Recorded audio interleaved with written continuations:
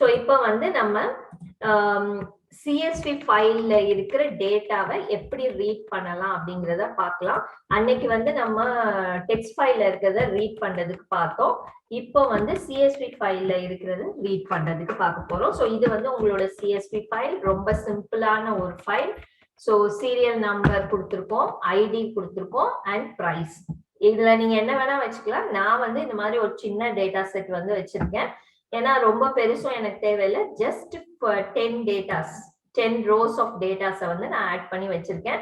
இதை வந்து test.csv அப்படின்னு சொல்லி ஸ்டோர் பண்ணி நான் எங்க வச்சிருக்கேன்னா, நான் என்னோட பைத்தான் ஃபைல் எங்க வச்சிருக்கனோ அதே இடத்துல நான் test.csv ஃபைலையும் ஸ்டோர் பண்ணியிருக்கேன். இப்போ நம்மளோட ப்ரோக்ராம் வந்து நம்ம எக்ஸிக்யூட் பண்ண போறோம். இதுக்கு நான் ஆல்ரெடி சொன்ன மாதிரி இதுக்கும் வந்து டெக்ஸ்ட் ஃபைலுக்கு நம்ம எந்த லைப்ரரியும் இம்போர்ட் பண்ணல. பட் மற்ற எல்லா ஃபார்மேட்டுக்கும் நம்ம லைப்ரரிஸ் வந்து இம்போர்ட் பண்ணணும். And this is call CSV library. இதுவும் வந்து பைத்தான்ல இன்பில்ட் லைப்ரரி தான். நீங்க ஜஸ்ட் இம்போர்ட்ங்கிற கீவேர்ட் கொடுத்து CSVன்னு கொடுத்தாலே போதும். And we have created a variable with blank list. ஒரு லிஸ்ட் வந்து கிரியேட் பண்ணியிருக்கோம் with open test.csv. இது வந்து நம்ம ஆல்ரெடி பார்த்தது. f is equal to open பார்த்தோம். அதுக்கு பதிலா with openங்கிறதும் பார்க்கலாம். ஒரு அந்த ஃபைலை ஓபன் பண்ணுங்க, ரீட் மோட்ல ஓபன் பண்ணுங்கன்னு சொல்லியிருக்கோம். Because we are going to read the CSV file. Mostly இந்த டாஸ்க்குக்கெல்லாம் நம்ம ரைட் வந்து பண்ண மாட்டோம். பண்ணணும்னா பண்ணலாம். நீங்க இது வந்து நம்ம என்ன பண்றோம்னா ஜஸ்ட் அதை இருக்க டேட்டாஸை ரீட் பண்ணி பாக்குறதுக்கு இந்த ஃபார்மேட் வந்து நம்ம யூஸ் பண்றோம். But we are not going to use the same code in data science. இது வந்து உங்களுக்கு ரீட் பண்ணி காட்டுறதுக்காக மட்டும்தான் நான் இந்த கோடிங் வந்து காட்டுறேன். ஏன்னா CSV ஃபைல் ஃபார்மேட்னா என்னங்கிறது உங்களுக்கு புரியணும். அதுக்காக நான் இதை வந்து காட்டுறேன். ஸோ CSV ரீடர்னு ஒரு வேரியபிள் கிரியேட் பண்ணியிருக்கோம். மெத்தட் வந்து CSV dot reader of file. ஃபைல்ல இருக்கிறத ரீட் பண்றதுக்கு யூஸ் பண்ற மெத்தட் வந்து ரீடர். இந்த லைப்ரரியில இருக்கிற அந்த ரீடர்ங்கிற மெத்தடை நம்ம யூஸ் பண்ணியிருக்கோம்.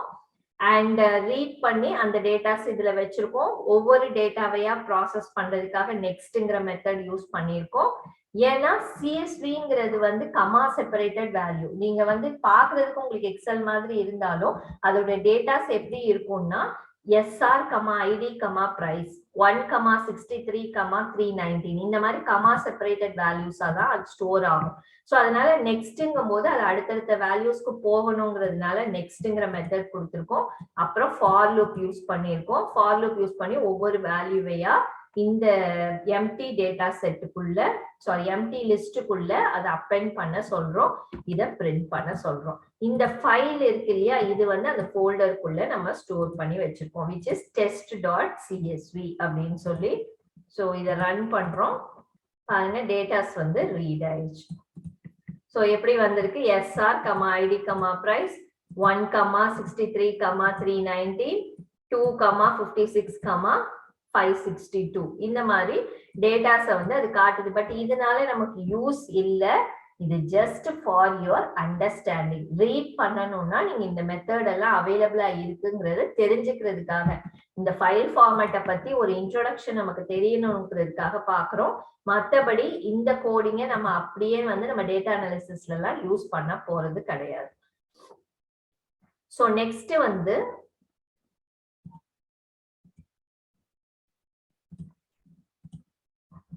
JSON file. ஸோ JSON ஃபைலுங்கிறது பாக்குறதுக்கு உங்களுடைய டிக்ஷனரி ஃபார்மேட்ல தான் இருக்கும். டிக்ஷனரி ஃபார்மேட்னா என்ன? பைத்தான் டிக்ஷனரினா எப்படி இருக்கும்? Key and its value, key value பேர்ஸ்ல இருக்கும் இல்லையா, அதே மாதிரி இங்க வந்து JSON ஃபைலுங்கிறது வந்து ஒரு கீ வேல்யூ பேர்ஸ் மாதிரி ஃபார்மேட்ல தான் இருக்கும். இப்ப இது பாத்தீங்கன்னா உங்களுக்கு இது ஒரு டிக்ஷனரி மாதிரியும் இது வந்து அதுக்குள்ள ஒரு டிக்ஷனரி மாதிரியும் நமக்கு ஃபார்மேட்ல இருக்கு. ஸோ சாம்பிள் JSON ஃபைல்னா இப்படிதான் இருக்கும். ஸோ நீங்க என்ன பண்ணணும்னா இந்த ஃபோல்டருக்குள்ள அதே மாதிரி ஒரு ஃபைல் வந்து நீங்க கிரியேட் பண்ணி வச்சுக்கலாம். sample.jsonங்கிற மாதிரி ஒரு ஃபைல் வந்து நம்ம ரெடி பண்ணி வச்சுக்கலாம்.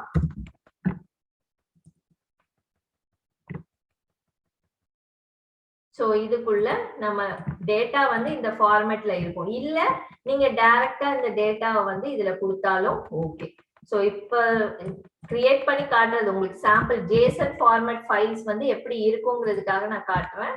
இந்த ஃபார்மேட்ல தான் இருக்கும். ஸோ இதுதான் வந்து ஜேசன் ஃபைல் ஃபார்மேட்னு சொல்லுவோம். ஸோ இதெல்லாம் வந்து கிளவுட்ல வந்து நீங்க நிறைய பார்க்கலாம். ஏன்னா ஜேசன் வந்து ரொம்ப ஸ்மால் மெமரி லொகேஷன் தான் வந்து அலோகேட் பண்றதுனால நம்ம கொடுக்குற எல்லா டேட்டாஸையும் அது வந்து ஜேசன் ஃபார்மேட்ல எடுத்துக்கும். ஸோ அதனால நம்ம இதை வந்து ஜேசன் ஃபார்மேட்ல நம்ம ஸ்டோர் பண்ணி வச்சுக்கலாம். ஸோ இது வந்து சாம்பிள் ஜேசன் ஃபார்மேட் இந்த மாதிரி இருக்கும். இப்போ இதை ப்ரோக்ராமிங்ல நம்ம எழுதணும்னா again we need to use import json. அந்த டேட்டாக்கு பதிலாக அங்க வந்து எம்டி நம்ம லிஸ்ட் வந்து கிரியேட் பண்ண மாதிரி இங்க வந்து சும்மா எம்டி ஸ்ட்ரிங் மாதிரி நம்ம கிரியேட் பண்ணியிருக்கோம். இது உள்ள வந்து நம்ம சாரி எம்டி ஸ்ட்ரிங்ல இதை நான் வந்து இது பண்ணி வச்சிருக்கேன், கமெண்ட் பண்ணி வச்சிருக்கேன்.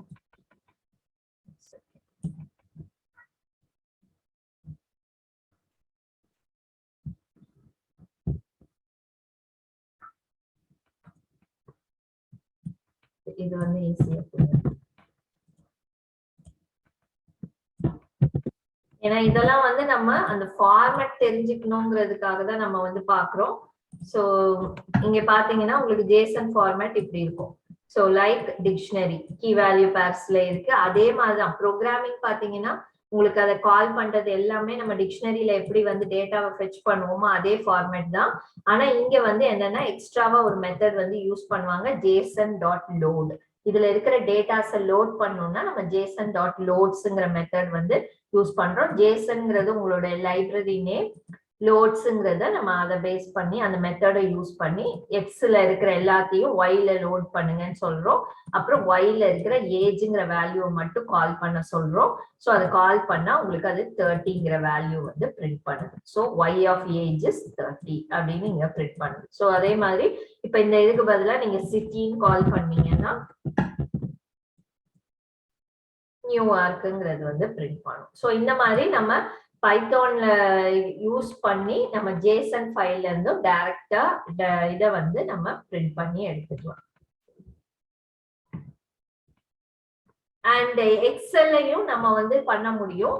ஸோ எக்ஸல் வந்து நமக்கு இந்த இடத்துல அதுக்கு தனியா வந்து நம்ம மாடியூல் எல்லாம் இன்ஸ்டால் பண்ணணும். ஸோ இந்த இடத்துல நமக்கு வந்து எக்ஸல் வந்து நம்ம கனெக்டர் எப்படி நம்ம டேட்டா பேஸ்ல பார்த்தோமோ அதே மாதிரி இதுல வந்து நம்ம என்ன பண்ணணும்னா தனியா லைப்ரரி வந்து இம்போர்ட் பண்ணா மட்டும்தான் உங்களால வந்து இதை யூஸ் பண்ண முடியும். இப்போ எக்ஸாம்பிளுக்கு இப்போ இந்த ப்ரோக்ராம் வந்து நான் அப்படியே போடுறேன் பண்ணுங்க.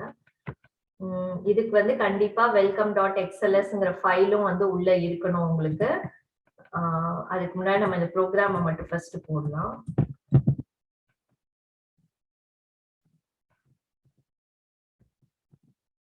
இதை நான் ஃபர்ஸ்ட் ரன் பண்ண உடனே எனக்கு என்ன எரர் வரும்னா no module named openpyxl அப்படின்னு சொல்லி எரர் வருது. அப்படின்னா என்ன அர்த்தம்னா இது வந்து இன்பில்ட் கிடையாது, நீங்க தான் தனியா டவுன்லோட் பண்ணணும், அதாவது இன்ஸ்டால் பண்ணணும் அப்படின்னு சொல்லுது. ஸோ அப்ப நான் இதை இன்ஸ்டால் பண்றதுக்கு ஃபர்ஸ்ட் நான் என்ன பண்ணணும்னா கமாண்ட் ப்ராம்ப்ட்டுக்கு போயிட்டு pip install open pyexcel அப்படின்னு சொல்லி கொடுக்கணும். ஸோ எக்ஸ்டர்னலா உங்களுக்கு எக்ஸல்ல இருந்து டேட்டாஸை நீங்க யூஸ் பண்ண போறீங்கன்னா நீங்க வந்து கண்டிப்பா இந்த இன்ஸ்டாலேஷன் பண்ணாதான் உங்களால யூஸ் பண்ண முடியும். ஸோ இப்போ எனக்கு வந்து பைத்தான் இருக்காங்கிறத ஃபர்ஸ்ட் நீங்க செக் பண்ணி பார்த்துக்கலாம். which is 3.10ங்கிற வெர்ஷன் வந்து எனக்கு அவைலபிளா இருக்கு. ஸோ நான் என்ன பண்றேன்னா அடுத்த ஸ்டெப் வந்து லிஸ்ட்னு கொடுத்து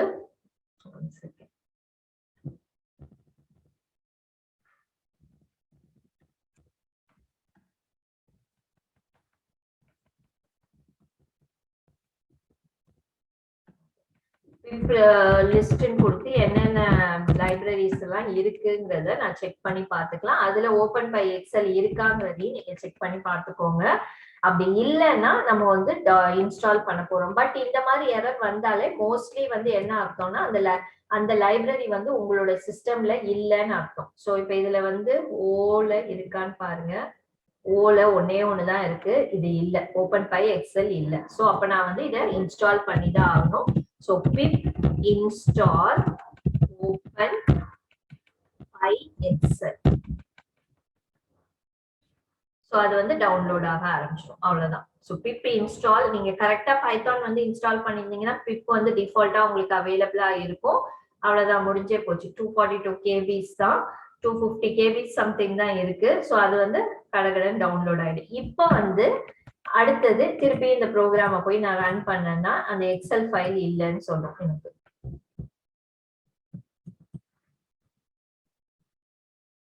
ஓகே, இந்த இடத்துல இருக்கும்னு நினைக்கிறேன் மேபி. ஓகே இருக்கு, ஏன்னா நான் வேற ஃபோல்டர் தானே கொடுத்துருக்கேன். டில ஏஎன்ல வெல்கம்ங்கிற ஃபைல் வந்து கொடுத்துருக்கேன். ஸோ வெல்கம்ங்கிறதுல ஓகே இந்த ஃபைல் வந்து நான் கொடுத்துருக்கேன்.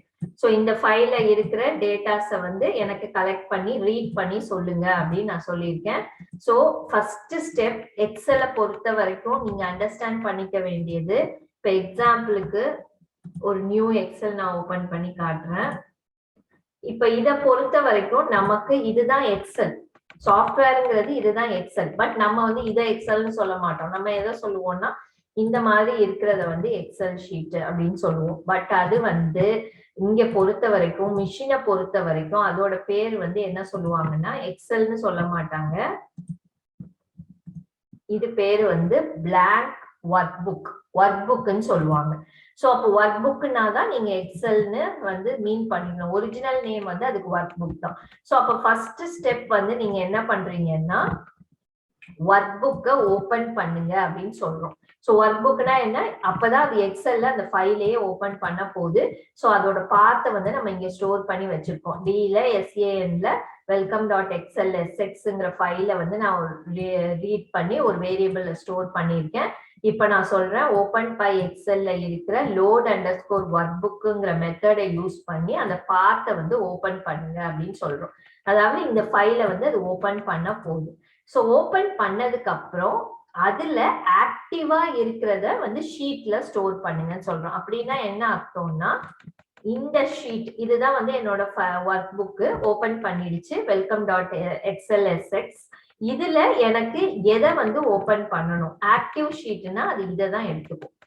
இதுதான் ஆக்டிவ் ஷீட். ஏன்னா எப்பவுமே ஒரு ஃபைல் வந்து ஓபன் பண்ண உடனே நமக்கு இருக்கிற ஷீட் வந்து ஷீட் 1 தான் அது ஆக்டிவ் ஷீட்டா எடுத்துக்கும். இது வந்து நான் சும்மா போட்டு வச்சிருக்கேன் டேட்டான்னு சொல்லி. பட் இந்த ஷீட் தான் அது ஆக்டிவ் ஷீட்டா எடுத்துக்கும். ஸோ ஆக்டிவ்னு கொடுத்தீங்கன்னா டிஃபால்ட்டா அது ஷீட் 1 தான் வந்து ஆக்டிவா எடுத்துக்கும். ஸோ அதை எடுத்து எதுல ஸ்டோர் பண்ணிருக்கு, ஷீட்டுங்கிற வேரியபிள்ல ஸ்டோர் பண்ணிருக்கு. இப்ப நம்ம இங்க என்ன பண்ண போறோம்னா ரோல எத்தனை மேக்சிமம் ரோ எவ்வளவு இருக்கு, அதாவது ரோ கவுண்ட வந்து கண்டுபிடிக்கிறோம், காலம் கவுண்ட கண்டுபிடிக்கிறோம், ரெண்டையும் பிரிண்ட் பண்ண சொல்றோம். இப்ப இதுல ஆன்சர்ல பாத்தீங்கன்னா உங்களுக்கு தெரியும் ரோஸ் வந்து 7 ரோஸ் இருக்கு, காலம்ஸ் வந்து 2 காலம்ஸ் இருக்குன்னு காட்டி இருக்கு.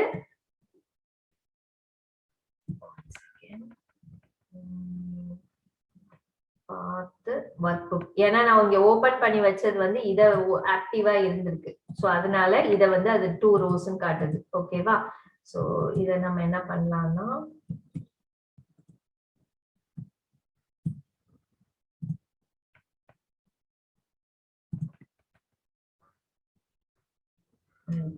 ஓகே, ஆக்டிவா இருக்கிறத வந்து ஷீட்ல ஸ்டோர் பண்ணிருக்கு. இதுல இருக்கிற ரோஸ் வந்து டோட்டலா 7 ரோஸ் அண்ட் 2 காலம்ஸ் வந்து நமக்கு பிரிண்ட் பண்ணிருக்கு. அண்ட் ஒவ்வொரு டேட்டாவையா நமக்கு இங்க பிரிண்ட் பண்ணி காட்டிருக்கு. ஸோ இதுதான் வந்து எக்ஸல்ல இருக்கிற டீடைல்ஸை நமக்கு அப்படியே பிரிண்ட் பண்றதுன்னு அர்த்தம். ஸோ இது வரைக்கும் நமக்கு தெரியுது மேக்ஸ் அண்டர் ஸ்கோர் ரோனா it is a method in Python and max underscore column நாலும் it is a method. so print பண்ண சொல்றோம், ரெண்டோட டீடைல்ஸ் நமக்கு print பண்ணிடுச்சு. அப்புறம் for loop யூஸ் பண்ணிருப்போம். for loopல நம்ம என்ன சொல்றோம்னா range வந்து யூஸ் பண்றோம். ஏன்னா இப்போ இது வந்து 1ல இருந்து 7 வரைக்கும் இருக்கு. இப்ப நான் வந்து 7 ரோஸ் வந்து கொடுத்தேன்னு வச்சுப்போம்.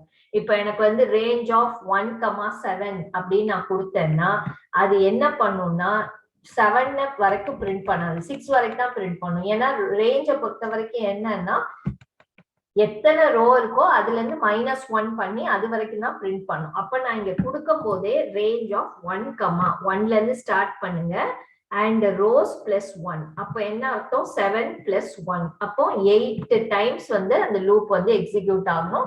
ஆனா அது வந்து என்னன்னா 7 வரைக்கும் தான் அது பிரிண்ட் பண்ணும். சோ அப்ப என்ன ஆகும், இது வரைக்கும் உங்களுக்கு கரெக்டா பிரிண்ட் பண்ணும். ஒருவேளை இந்த +1 கொடுக்கலன்னா இந்த ரோ வரைக்கும் தான் பிரிண்ட் பண்ணும்.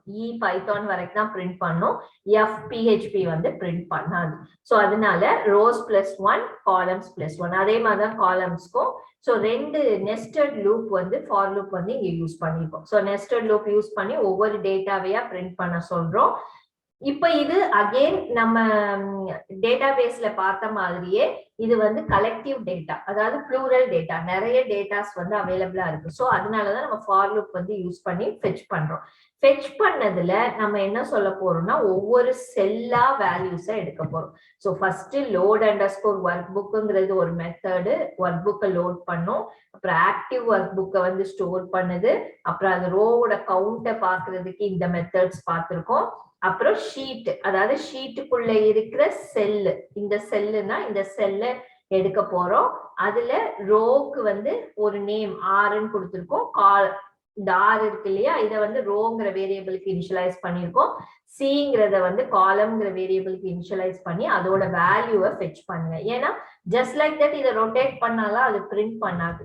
அதோட வேல்யூ அப்படின்னா அந்த செல்லோட வேல்யூ, செல்லுக்குள்ள என்ன டெக்ஸ்ட் இருக்கோ அதை கேப்சர் பண்ணுங்க. எண்டுங்கிறது நம்ம பைத்தான்லயே படிச்சிருக்கோம். It is a delimiter. அடுத்தடுத்த லைன்ல நமக்கு பிரிண்ட் பண்ணணும், இந்த மாதிரி நீட்டா பிரிண்ட் பண்ணணும் அப்படின்னா நம்ம இந்த எண்டுங்கிறது கொடுக்கணும். இப்ப இது கொடுக்காம இருந்தா என்ன ஆகுதுன்னு பார்க்கலாம். பாருங்க, கீழே கீழே அப்படியே வரும், நீட்டா வராது. இதோ ஒரு ஆர்டரா வராது. ஏ வந்திருக்கு, அப்புறம் சி வந்திருக்கு, இந்த இது வந்திருக்கு, அப்புறம் B C++, C Java, D testing, Python கீழே கீழே வந்திருக்கு. பட் இதுக்கும் டிஃபரன்ஸ் நல்லா தெரியும் நமக்கு. என்னன்னா இது வந்து நமக்கு அந்த ரோ ஃபார்மேட்ல காட்டுது. நமக்கு எப்படி டேபிள்ல இருக்கோ அதே ஃபார்மேட்ல நமக்கு இங்க காட்டுது. பட் இது வந்து அந்த அளவுக்கு இல்லை. சோ அதனால இந்த எண்டுங்கிற டீலிமிட்டர் வந்து நமக்கு ரொம்ப ரொம்ப இம்பார்ட்டன்ட். இது கொடுத்தாதான் நமக்கு வந்து அந்த நீட் ஃபார்மேட் வந்து கிடைக்கும். அதுக்காக தான், மற்றபடி இது கண்டிப்பா யூஸ் பண்ணணும்லாம் கிடையாது. இது என்ன பண்ணும்னா அந்த ரோ முடிகிற வரைக்கும் வெயிட் பண்ணும், அப்புறம் அடுத்த லைனுக்கு வரும். அப்புறம் அந்த ரோ முடிகிற வரைக்கும் வெயிட் பண்ணும், அடுத்த லைனுக்கு வரும். ஸோ அதனால பாக்குறதுக்கு நமக்கு டேபிள்ல ஒரு லைன் பார்டர் போடாம நமக்கு டேட்டா வந்து எப்படி டிஸ்பிளே ஆகுதோ அதே மாதிரி நமக்கு இங்க வந்து டேட்டாஸ் வந்து டிஸ்பிளே ஆகும். ஸோ அதுக்காக யூஸ் பண்றதுதான் இந்த ஃபார்மேட். ஸோ இதுல இதை யூஸ் பண்ணியும் நம்ம வந்து டேட்டாஸை ஃபெட்ச் பண்ணலாம். ஸோ இதுல நமக்கு இன்னும் ஒண்ணு வந்து பெண்டிங் இருக்கு, which is web scraping. Web ஸ்கிராப்பிங்லயும் நமக்கு வந்து ப்ராஜெக்ட்ஸ் எல்லாம் அவைலபிளா இருக்கு. ஏன்னா நம்ம டேட்டாபேஸ் ஆல்ரெடி பார்த்துட்டோம். ஸோ எக்ஸல்ல பார்த்துருக்கோம். CSV டெக்ஸ்ட் ஃபைல்ல இருந்து டேட்டாஸை ஃபெட்ச் பண்றது அண்ட் ஜேசன்ல இருந்து ஃபெட்ச் பண்றது எல்லாமே நம்ம வந்து பார்த்தாச்சு. இப்போ நம்ம வந்து வெப் ஸ்கிராப்பிங் மட்டும்தான் நமக்கு பெண்டிங்கா இருக்கு. அண்ட் வெப் ஸ்கிராப்பிங்க்கும் கொஞ்சம் லைப்ரரிஸ் எல்லாம் நம்ம தனியா டவுன்லோட் பண்ணணும். அது நம்ம நெக்ஸ்ட் கிளாஸ்ல பார்க்கலாம்.